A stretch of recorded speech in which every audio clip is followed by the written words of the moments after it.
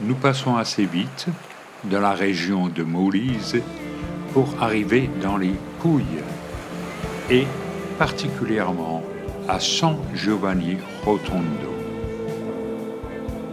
C'est un pèlerinage, certes, marial de toute façon avec la Vierge et l'Enfant, mais aussi de saints contemporains.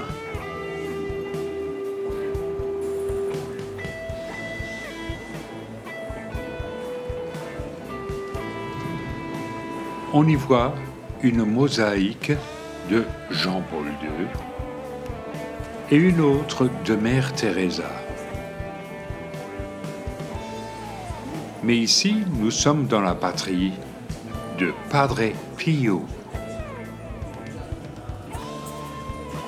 Cette statue célèbre le 20e anniversaire de la béatification de Padre Pio de Pietrelcina. Il est né le 25 mai 1887. Il est mort ici même à San Giovanni Rotondo le 23 septembre 1968. Padre Pio, c'était un prêtre capucin qui avait des dons spéciaux, entre autres la bilocation, autrement dit, le fait de pouvoir se trouver simultanément à deux endroits en même temps. Quand on visite le mémorial du Saint, on passe par une basilique monumentale autant que moderne.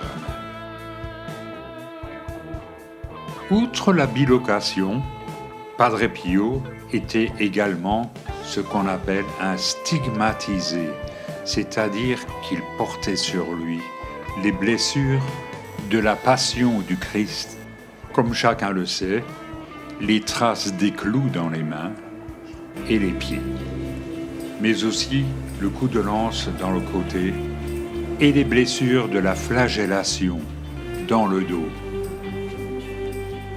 Toutes ces plaies se ravivaient les vendredis, jour de la crucifixion. Mais me direz-vous, où est-il donc, Padre Pio ? Bien sûr, cette crypte moderne présente des mosaïques, comme la fuite en Égypte, et Jésus enfant au temple de Jérusalem.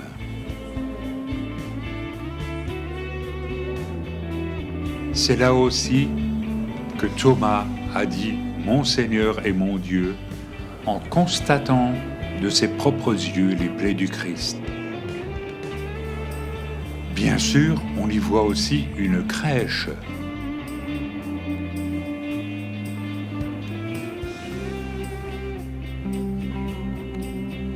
Eh bien, Padre Pio, le voici, il repose dans un cercueil en verre. Je trouve quand même inconvenant de faire des égo-portraits devant lui. Il repose là dans son intégrité physique. Et c'est à peine si son corps a été badigeonné d'une fine couche de silicone.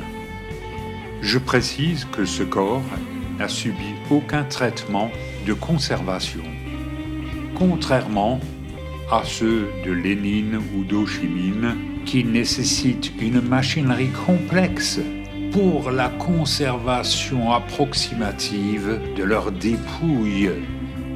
De fait, Padre Pio est là devant nous, en chair et en os.